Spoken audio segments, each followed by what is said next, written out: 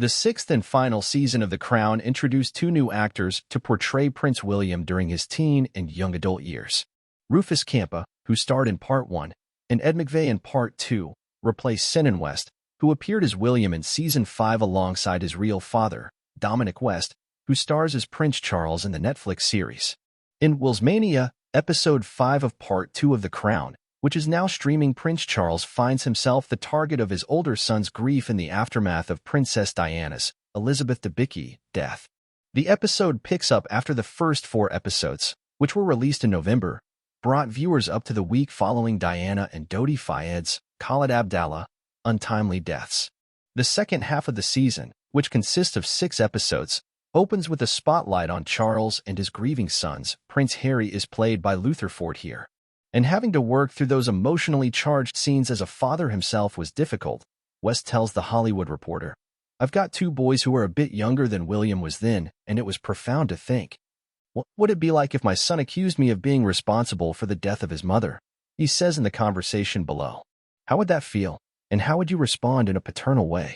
Having a scene partner in McVey, for whom the part of William is his breakout television role, was amazing, adds Dominic, noting the two didn't build a personal relationship on set so they could tap into the emotional distance between the royal father and son. The English actor admits that would have been a challenge had Senan continued on in the final season of the drama.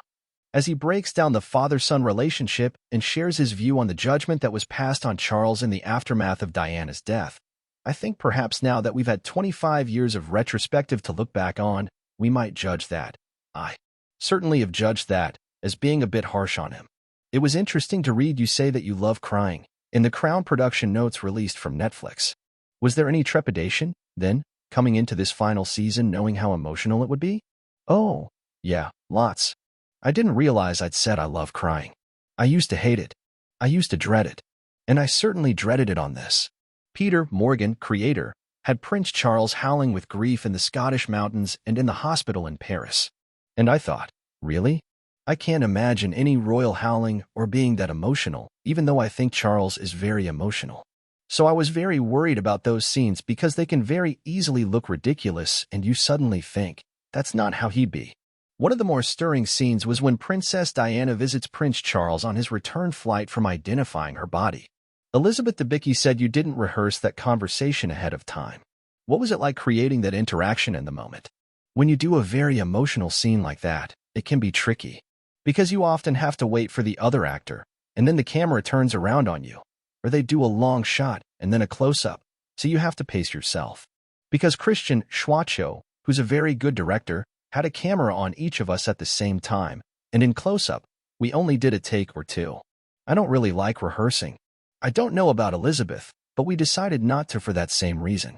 In those sorts of scenes, you've got the feeling there, and it quickly goes away, and you don't want that to happen.